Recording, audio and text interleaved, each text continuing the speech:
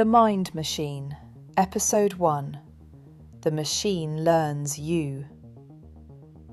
There was a time when people believed technology was neutral, a tool, something humans use to solve problems, communicate faster, or share information across distance. But over the last 2 decades, something very different began to happen. The systems we built stopped simply responding to us. They began studying us. Every time you open an app, something is watching.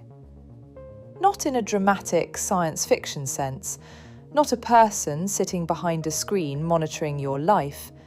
Something much quieter. A system, a pattern engine. Every action you take inside a digital platform becomes a signal. How long you pause on a video. How quickly you scroll past a headline. Which words make you stop? Which images make you linger? Which arguments make you angry?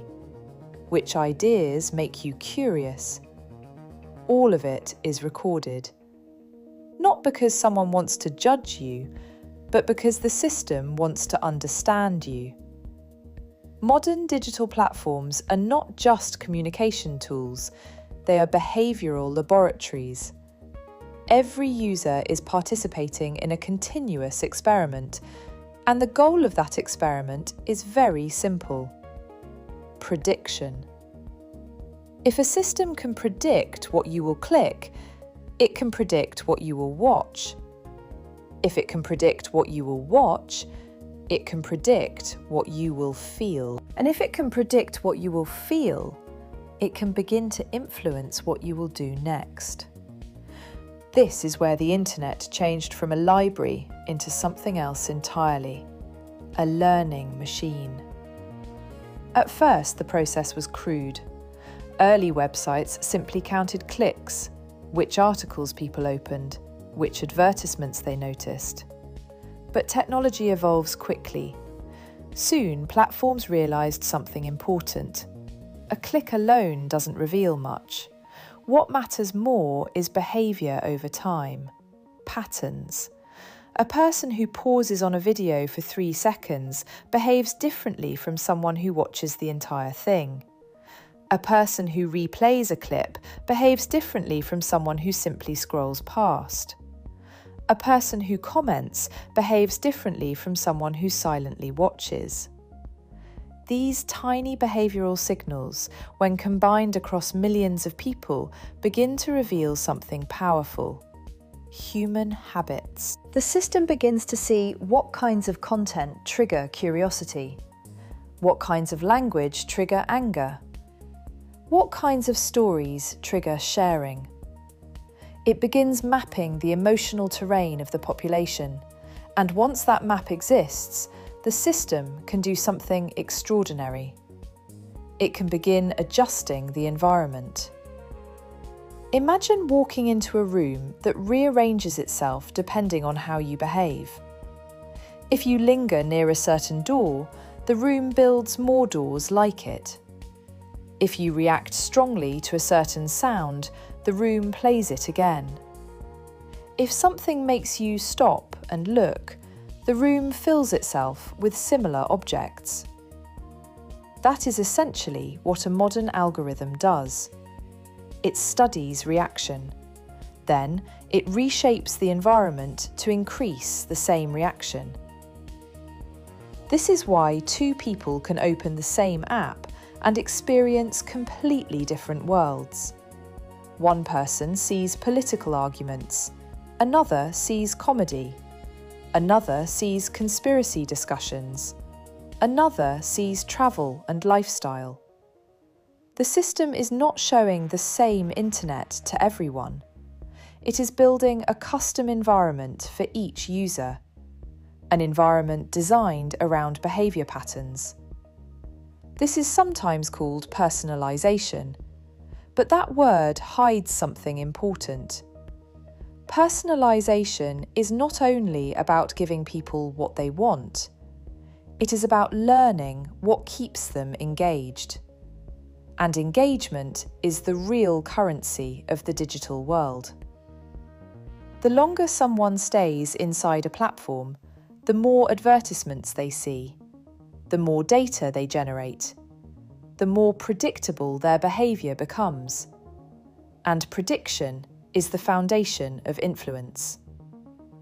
If a system knows which types of content make you pause, it can place that content in front of you more often. If it knows which ideas trigger anger, it can surface those ideas at exactly the right moment.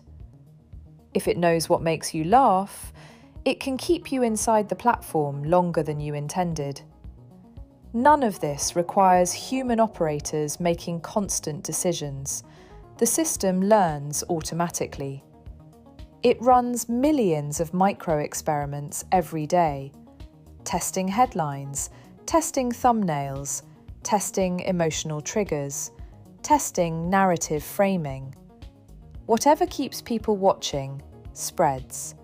Whatever fails to hold attention disappears. Over time, the machine becomes incredibly good at one thing: holding the human mind. This is why many people feel something strange when they use modern platforms. They open an app intending to check one thing, then suddenly an hour has passed. They did not consciously decide to stay, but the environment was constantly adapting to keep them engaged. One video led naturally to the next. One headline led naturally to another. One emotional reaction triggered another emotional stimulus. The system was not passive. It was learning, and learning quickly. But here is the deeper implication. When a system learns enough about human behaviour, it begins to predict reaction before it happens. It can estimate which content will succeed before anyone clicks it. It can estimate which stories will spread, which arguments will escalate, which ideas will travel through a population like electricity through a wire. This is where technology stops being just a platform and becomes something more powerful, an influence engine. Not because someone programmed it to control people, but because the logic of engagement inevitably leads there. A system optimized for attention will always gravitate toward the things that trigger human emotion most effectively. Outrage, fear, shock, validation, identity, tribal belonging. These signals are strong. They hold attention, and attention keeps the machine alive. So the system learns them, repeats them, amplifies them, and spreads them faster. The important thing to understand is that this process did not happen overnight. It evolved gradually.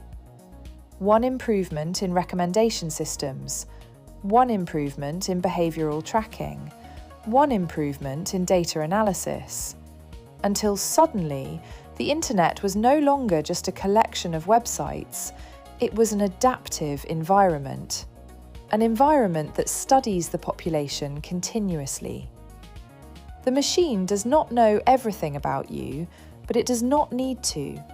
It only needs to know enough to predict your next step. And with billions of behavioural signals flowing through its networks every day, prediction becomes very accurate. Which leads to an important question. If a system can learn what captures human attention, if it can predict what will trigger emotional reaction, if it can shape what information appears first, then how much of what we see online is truly accidental? That is the question we will explore throughout this series, because the moment a machine learns human behaviour, the relationship between technology and the mind begins to change. The screen is no longer just a window. It becomes a feedback loop, a loop where human reaction trains the system, and the system gradually learns how to guide human reaction in return. And that is where the next episode begins. Because once the machine understands behaviour, the next step is obvious. It begins competing for the most valuable resource on Earth: human attention.